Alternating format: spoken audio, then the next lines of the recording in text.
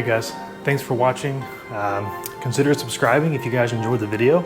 My intent here was basically to put together a quick montage of the awesome collection that the BMW CCA had on display at their headquarters for this collection, I guess.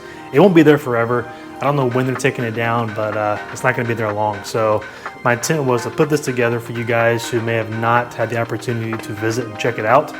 My wife and I did this past, I guess a couple of months ago.